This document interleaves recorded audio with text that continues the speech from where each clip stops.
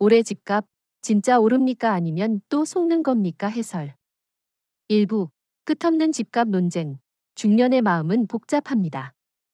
매년 이맘때쯤이면 어김없이 들려오는 질문이 있습니다. 올해 집값 진짜 오릅니까 아니면 또 속는 겁니까? 이 질문은 단순히 경제적인 예측을 넘어 우리 중년들의 삶과 직결된 깊은 고민을 담고 있습니다. 지난 수십 년간 우리는 수많은 집값 논쟁을 지켜보며 희비가 엇갈리는 경험을 해왔습니다. 어떤 이들은 과감한 결단으로 자산을 불렸고 또 어떤 이들은 신중함 때문에 기회를 놓쳤다고 후회하기도 했습니다. 이제는 그저 오른다, 내린다는 단순한 예측만으로는 마음이 편치 않습니다. 젊은 시절에는 내 집 마련이라는 꿈을 위해 밤낮 없이 일했습니다. 한 푼이라도 더 모으기 위해 아끼고 또 아꼈습니다. 그렇게 어렵게 마련한 내 집은 단순한 주거 공간을 넘어 가족의 안식처이자 미래를 위한 든든한 버팀목이 되어 주었습니다. 하지만 동시에 집값은 늘 우리를 불안하게 만드는 존재였습니다. 오를 때는 더 오르지 않을까 하는 기대감과 혹시 떨어지면 어쩌나 하는 불안감이 교차했고, 내릴 때는 더 떨어지면 어쩌나 하는 절망감과 지금이라도 팔아야 하나 하는 고민에 휩싸였습니다. 특히 지난 몇 년간 집값은 예측 불가능한 롤러코스터를 탔습니다. 한없이 오를 것 같더니 어느 순간 급락했고 다시 반등의 기미를 보이기도 합니다. 이러한 급변동 속에서 우리는 수많은 정보와 전문가들의 예측에 귀 기울였지만 결국 혼란만 가중되는 경우가 많았습니다. 이번에는 진짜다, 아니다, 거품이다라는 상반된 주장 속에서 우리는 어떤 선택을 해야 할지 갈피를 잡기 어려웠습니다. 중년이 되면서 집은 단순한 투자를 넘어 노후의 안정과도 직결되는 문제가 되었습니다. 은퇴를 앞두고 있거나 이미 은퇴한 분들에게는 집 한 채가 전 재산인 경우가 많습니다. 자녀에게 물려줄 유산이 될 수도 있고 유사시를 대비한 마지막 보루가 될 수도 있습니다. 그렇기에 집값의 향방은 우리의 노후 계획과 삶의 질에 지대한 영향을 미칩니다. 그래서 우리는 또다시 묻습니다. 올해 집값 진짜 오릅니까 아니면 또 속는 겁니까?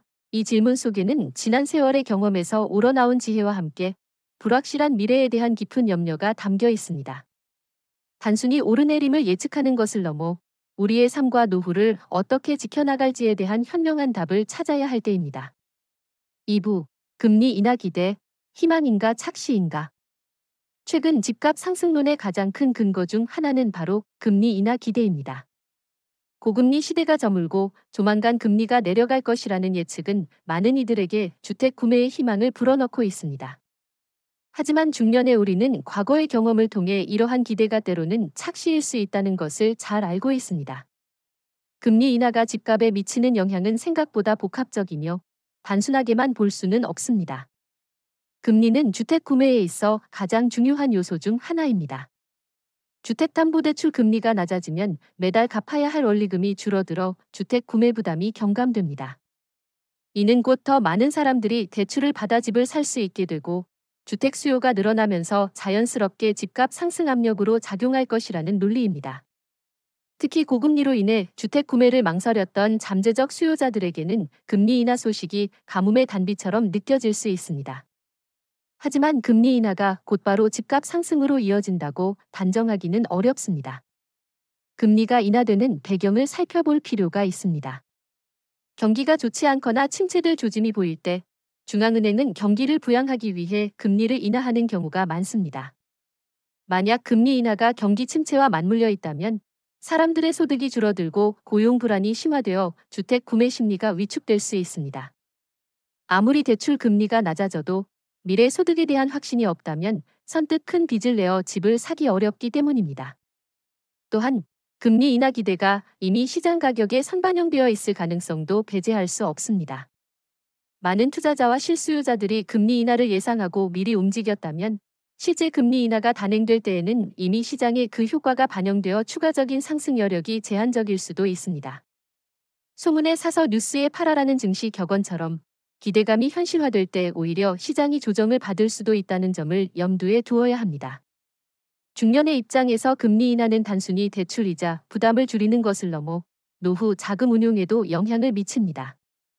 예금 금리가 낮아지면 안정적인 노후 소득을 기대하기 어려워지고 이는 다시 주식이나 부동산과 같은 위험 자산으로 눈을 돌리게 만드는 요인이 될 수도 있습니다.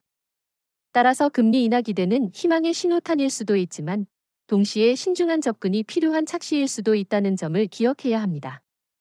섣부른 판단보다는 다양한 변수를 종합적으로 고려하는 지혜가 필요합니다. 3부 공급 부족 속 애타는 마음. 금리 인하 기대와 더불어 집값 상승론을 뒷받침하는 또 다른 주요 요인은 바로 공급 부족입니다. 신규 주택 공급이 줄어들면서 수요에 비해 공급이 턱없이 부족해질 것이라는 우려는 많은 중년들의 마음을 애태우고 있습니다.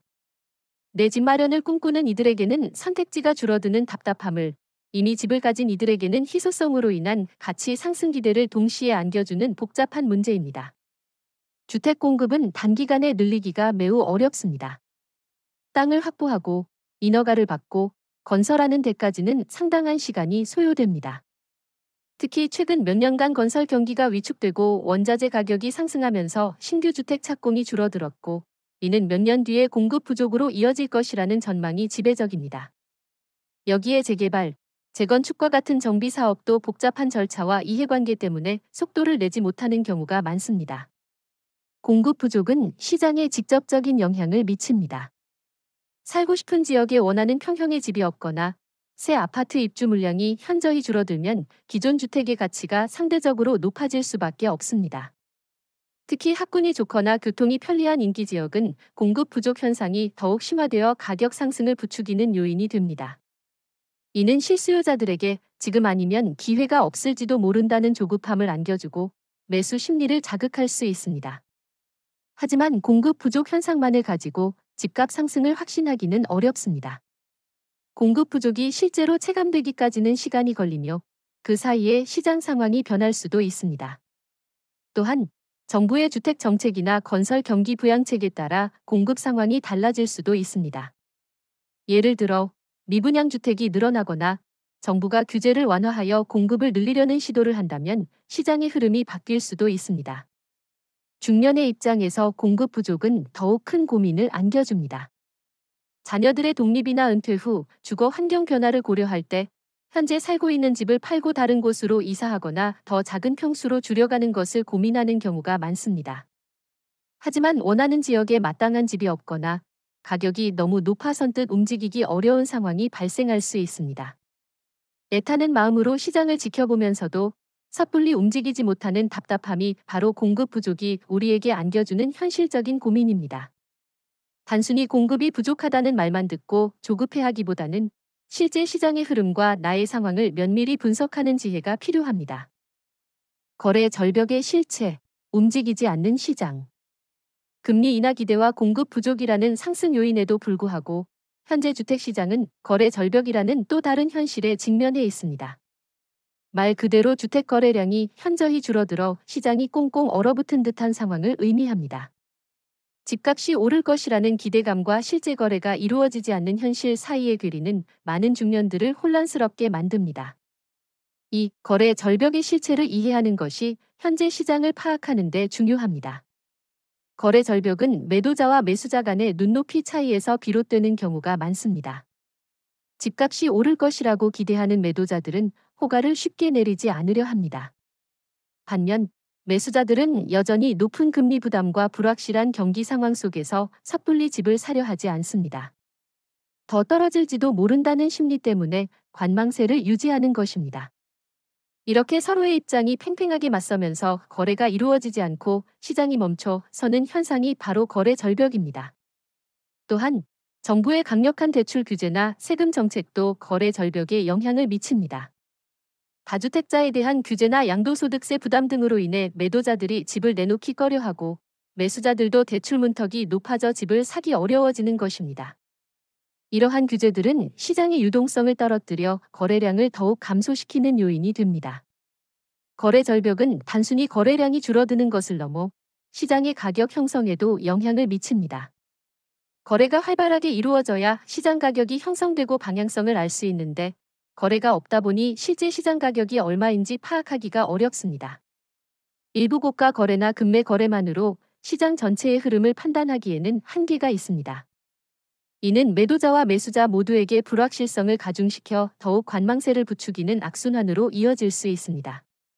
중년의 입장에서 거래 절벽은 답답함을 안겨줍니다. 집을 팔고 싶어도 살 사람이 없거나 원하는 가격에 팔리지 않아 이러지도 저러지도 못하는 상황이 발생할 수 있습니다. 반대로 집을 사고 싶어도 매물이 없거나 호가만 높고 실제 거래는 이루어지지 않아 기회를 잡기 어려운 상황에 처할 수도 있습니다. 이처럼 거래 절벽은 시장의 활력을 떨어뜨리고 우리의 주택 관련 계획을 지연시키는 현실적인 걸림돌이 됩니다. 단순히 집값이 오를 것이라는 기대감에만 매몰되지 않고 실제 시장의 움직임인 거래 절벽의 실체를 직시하는 것이 현명한 판단을 위한 첫걸음입니다. 5부 중년의 고민, 내 집 마련과 노후의 교차점. 집값 논쟁은 중년에게 특히 더 복잡한 고민을 안겨줍니다. 젊은 시절의 내 집 마련이 시작이었다면 중년의 집은 완성이자 노후와 깊이 연결된 존재이기 때문입니다. 자녀들의 독립, 은퇴 준비, 그리고 안정적인 노후 생활이라는 큰 그림 속에서 집은 단순한 자산을 넘어 삶의 중요한 교차점이 됩니다. 많은 중년들은 자녀들이 성장하여 독립할 시기가 되면 주거 공간에 대한 고민을 다시 시작합니다. 자녀들이 떠난 빈자리를 채우는 것보다 부부만을 위한 더 효율적인 공간을 찾거나 관리 부담이 적은 곳으로 이사를 고려하기도 합니다. 이때 집값의 향방은 매우 중요합니다. 현재 살고 있는 집을 팔고 새로운 집을 사는 과정에서 손해를 보지 않아야 하고 오히려 남은 자금으로 노후 자금을 보충할 수 있다면 금상첨화일 것입니다. 또한 집은 중년에게 가장 큰 자산인 경우가 많습니다. 은퇴 후 안정적인 생활을 위해서는 주택연금이나 영모기지론을 통해 집을 활용하는 방안도 고려할 수 있습니다. 이때 집의 가치가 안정적으로 유지되거나 상승한다면 노후 생활에 큰 보탬이 될 것입니다. 하지만 집값이 하락한다면 노후 계획에 차질이 생길 수도 있다는 불안감이 항상 따라붙습니다. 더 나아가 집은 자녀에게 물려줄 유산이라는 의미도 가집니다.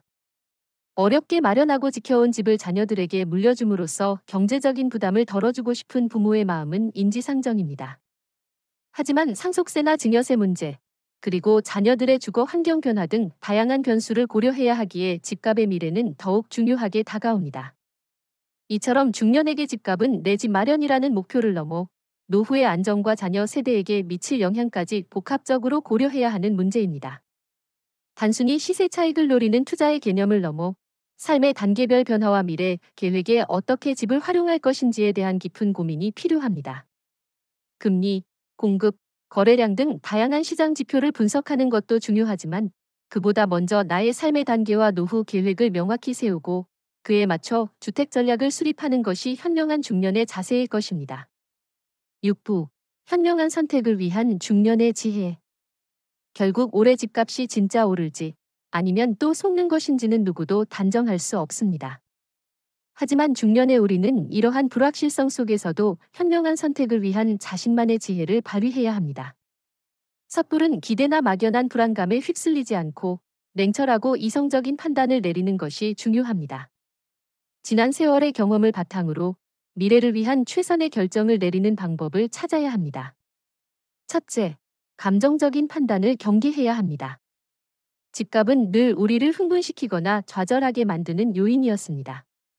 주변의 성공 사례에 조급해하거나 하락론에 너무 비관적이 될 필요는 없습니다. 집은 우리의 삶의 터전이지 단순한 투기 수단이 아닙니다. 나의 재정 상황과 가족의 필요에 맞춰 신중하게 접근해야 합니다. 영끌과 같은 무리한 투자는 돌이킬 수 없는 후회를 남길 수 있다는 점을 항상 기억해야 합니다. 둘째, 다양한 정보를 균형 있게 습득해야 합니다. 특정 언론이나 전문가의 주장만을 맹신하기보다는 여러 채널을 통해 다양한 관점의 정보를 접하고 스스로 판단하는 능력을 길러야 합니다. 금리, 공급, 거래량뿐만 아니라 경기 상황, 정부 정책, 인구 구조 변화 등 집값에 영향을 미치는 다양한 변수들을 종합적으로 고려해야 합니다. 한 가지 요인에만 집중하여 성급한 결론을 내리는 것은 위험합니다. 셋째, 전문가의 조언을 구하되 맹신하지는 말아야 합니다. 부동산 전문가, 세무사, 금융 전문가 등 각 분야의 전문가들은 우리에게 유용한 정보를 제공하고 복잡한 문제를 해결하는 데 도움을 줄 수 있습니다. 하지만 전문가의 의견도 결국은 예측일 뿐이며 모든 상황에 완벽하게 들어맞지는 않습니다. 전문가의 조언을 참고하되 최종 결정은 나의 책임이라는 점을 명심하고 스스로 충분히 고민해야 합니다. 넷째, 나의 재정 상황과 목표를 명확히 해야 합니다. 내가 감당할 수 있는 대출 규모는 어느 정도인지, 현재 자산 상황은 어떠한지, 그리고 집을 통해 이루고자 하는 장기적인 목표는 무엇인지를 명확히 설정해야 합니다. 단순히 집값 상승에 대한 기대로 움직이기보다는 나의 삶의 단계와 노후 계획에 맞춰 주택 전략을 수립하는 것이 중요합니다. 마지막으로 장기적인 관점에서 접근하는 것입니다. 단기적인 시장 변동에 일희일비하기보다는 긴 호흡으로 시장을 바라보는 지혜가 필요합니다. 집은 한두 해 살고 말 것이 아니라 수십 년을 함께할 우리의 보금자리입니다. 급변하는 시장 속에서도 흔들리지 않는 나만의 기준을 세우고 미래를 위한 현명한 결정을 내리는 것이 중년의 진정한 지혜일 것입니다.